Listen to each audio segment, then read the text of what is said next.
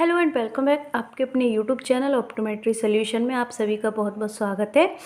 आज की इस वीडियो में हम बात करने वाले हैं स्लिट लैम्प के बारे में। बेसिकली जैसा कि आप देख रहे हैं ये क्या हमारा स्लिट लैम्प है। हम बात करते हैं कि स्लिट लैम्प क्या होता है। स्लिट लैम्प क्या है, एक हमारा ऑप्थेल्मिक इंस्ट्रूमेंट है। इसका फंक्शन क्या होता है, बेसिकली स्लिट लैम्प से हम क्या है मैग्नीफिकेशन व्यूज़ देखते हैं every part and cornea to retina. Cornea से रेटिना तक के जितने भी हमारे पार्ट्स होते हैं like conjunctiva, sclera, cornea, lids, इसका हम मैग्नीफिकेशन व्यूज़ देखते हैं स्लिट लैम्प से। अब हम बात करते हैं बेसिकली ये होता क्या है स्लिट लैम्प हमारा। सबसे पहले हम आपको देखते हैं, जैसे कि आप पिक्स में देख रहे हैं, इस फोटो में आपको क्लियर दिखाई दे रहा है कि बेसिकली हमारा स्लिट लैम्प होता क्या है। इसका हम पहले थोड़ी थ्योरी के बारे में डिस्कस करेंगे। Slit lamp examination. Slit lamp bio microscope was invented in 1911 by Gullstrand. जो हमारा स्लिट लैम्प जो है उसको इन्वेंट किया था गुलस्टैंड ने 1911 में। Today bio microscope form an invaluable and indispensable part of ophthalmological examination. अब इसकी अगर मैं पार्ट्स की बात करूँ तो बेसिकली हमारे स्लिट लैम्प को 3 भागों में डिवाइड किया है। फर्स्ट है हमारा ऑब्जर्वेशन सिस्टम जिसको हम माइक्रोस्कोप बोलते हैं। सेकंड इल्यूमिनेशन सिस्टम जिसको हम स्लिट लैम्प बोलते हैं। तीसरा जो हमारा वो है मैकेनिकल सिस्टम या इंजीनियरिंग सपोर्ट। अगर मैं यहाँ पे इसको मैं आपको डायग्राम में ये 3 पार्ट्स के बारे में मैं अगर बताऊँ, जैसे कि आप डायग्राम में देख रहे हैं, तो हमारा जो माइक्रोस्कोपिक ऑब्जर्वेशन सिस्टम है ये है हमारा ऑब्जर्वेशन सिस्टम, जैसे कि इस पर मैंने राउंड राउंड कर दिया। उसके बाद हमारा दूसरा इल्यूमिनेशन, तो ये वह हमारा हो गया इल्यूमिनेशन। और जो हमारा थर्ड पार्ट है मैकेनिकल सिस्टम, तो ये हमारा क्या होगा मैकेनिकल सिस्टम हो गया। अब हम बात करते हैं इसकी ऑप्टिक्स एंड स्लिट लैम्प की। इसकी ऑप्टिक्स की बात करें तो it work on same principle as a compound microscopic. इसका ये जो वर्क जो करता है हमारा वो कंपाउंड माइक्रोस्कोप के प्रिंसिपल पर वर्क करता है। देन दूसरा इसमें दिया है हमारा,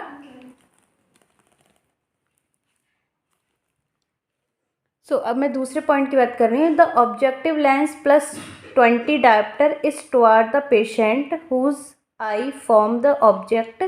इसमें जो अगर ऑब्जेक्टिव जो लेंस जो होता है हमारा ऑब्जेक्टिव लेंस जो होता है हमारा प्लस 22 डायोप्टर का होता है, जो जिससे कि हम पेशेंट की आइज़ की तरफ देखते हैं। The objective lens consist of 2 plano convex lens with their convexities facing toward each other. इसमें हमारे 2 प्लेनो कॉन्वेक्स लेंस लगे होते हैं जो क्या है हमारा फेस करते हैं एक दूसरे की तरफ। The eyepiece is +10 to +14 dioptre is toward the examiner. और इसमें जो आई पीस जो होते हैं उसमें हमारा +10 से +14 डायोप्टर का लेंस लगा होता है। The illuminating system can be adjustable to vary width. जो इल्यूमिनेशन सिस्टम है हमारा वो एडजस्टेबल होता है बहुत चौड़ाई में।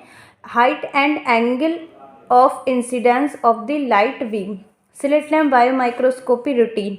While performing slit lamp biomicroscopy following routine में बी एडोप्टेड। जब हम क्या है अपना स्लिट लैम्प बायोमाइक्रोस्कोपी परफॉर्म करेंगे तो कुछ रूटीन जो हमें वो अडॉप्ट करने हो सकते हैं। फर्स्ट है हमारा पेशेंट एडजस्टमेंट। पेशेंट को हम क्या एडजस्ट करेंगे, लाइक जैसे पेशेंट को हम बोलेंगे चिन रेस्ट जो है आपका चिन रेस्ट पर अपनी चिन रखिएगा, हेड रेस्ट पर अपना हेड जो है वो सेट कीजिएगा। Patient should be positional comfortably in front of the slit lamp with his and her chin resting on the chin rest and forehead opposite to head rest।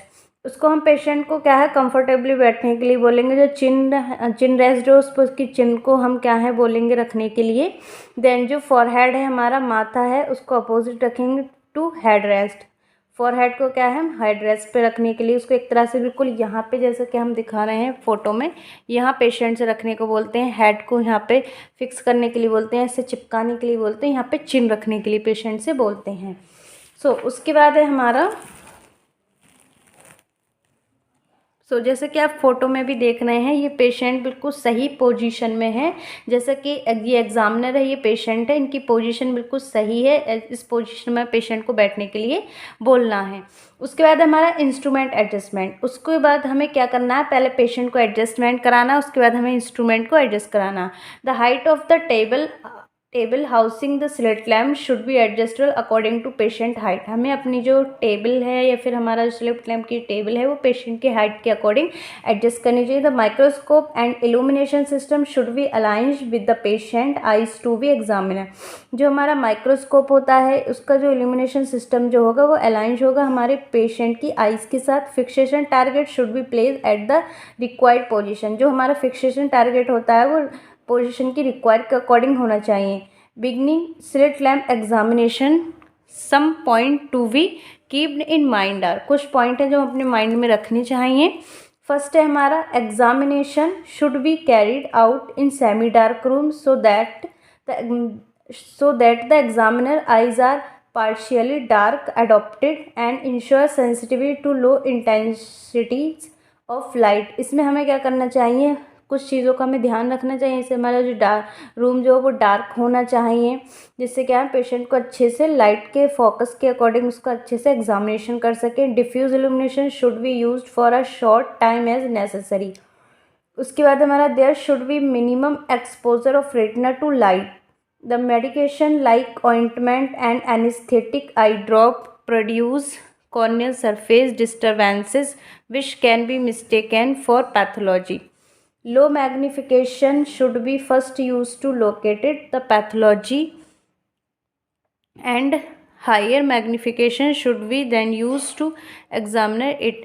Start with diffuse illumination and examination the lid margin, bulbar conjunctiva, limbal, corneal tear film, aqueous tear lens, iris and lens one by one.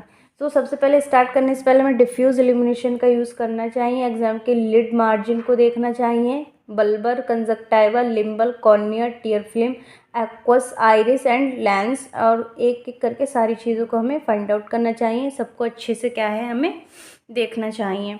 उसके बाद है हमारा method of illumination. Basically हमारे इसमें 7 method हैं illumination use करने के slit lamp के। फर्स्ट है हमारा डिफ्यूज़ इल्यूमिनेशन। डिफ्यूज़ इल्यूमिनेशन में बेसिकली हम क्या करते हैं, a diffuse broad beam of light is used and general view of anterior segment of the eye observe.